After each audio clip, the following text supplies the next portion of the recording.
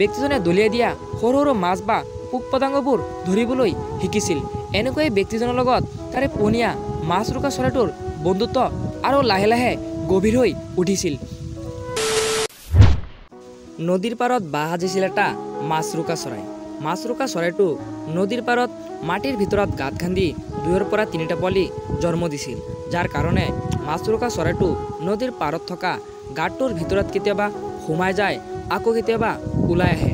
এনেকৈ মাছৰোকা চৰাইটো তাৰ পোৱালিবোৰৰ কাৰণে সৰু সৰু মাছ বা পোক পতংগ ধৰি ধৰি নি তাৰ পোৱালিবোৰক খুৱাই দিছিল। এনেকৈ মাছৰোকা চৰাইটো আৰু তাৰ পোৱালিবোৰৰ সংসাৰটো ঠিকেই চলিছিল।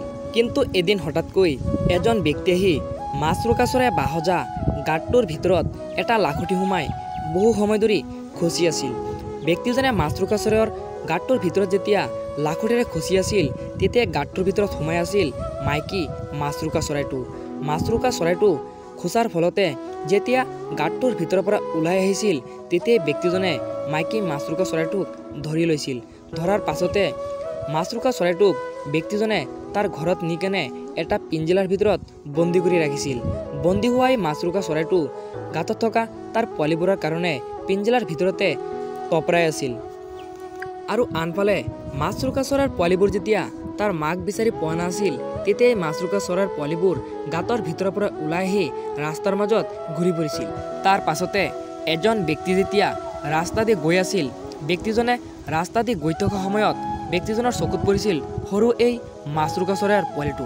ব্যক্তিজনে মাছৰোকা চৰাইৰ পোৱালিটোক দেখাৰ লগে লগে মাছৰোকা চৰাইৰ পোৱালিটোক হাতত লৈ ভালকৈ দেখাৰ পাছত ব্যক্তিজনে তাৰ ঘৰলৈ লৈ গৈছিল। ঘৰলৈ নিয়াৰ পাছতে মাছৰোকা চৰাইৰ পোৱালিটোক ব্যক্তিজনে সৰু সৰু পোক পতংগ বা মাছ বা বিভিন্ন ধৰণৰ খোৱা বস্তু খাবলৈ দিছিল। আৰু মাছৰোকা চৰাইৰ পোৱালিটো এতিয়া ব্যক্তিজনৰ হাতৰ পৰা অলপ অলপকৈ খাবলৈ ধৰিছিল। তেতিয়াই এই ব্যক্তিজনে মাছৰোকা চৰাইৰ পোৱালিটোক ভালকৈ পুহিবলৈ আৰম্ভ কৰিছিল। এনেকৈ প্ৰায় 15 পৰা 20 দিন যোৱাৰ পাছত মাছৰোকা চৰাইৰ পোৱালিটো এতিয়া লাহে লাহে ডাঙৰ হৈ উঠিছিল। মাছৰোকা চৰাইৰ পোৱালিটোৰ গাঁতত থকা নোমবোৰ এতিয়া ভালকৈ গজিবলৈ আৰম্ভ কৰিছিল।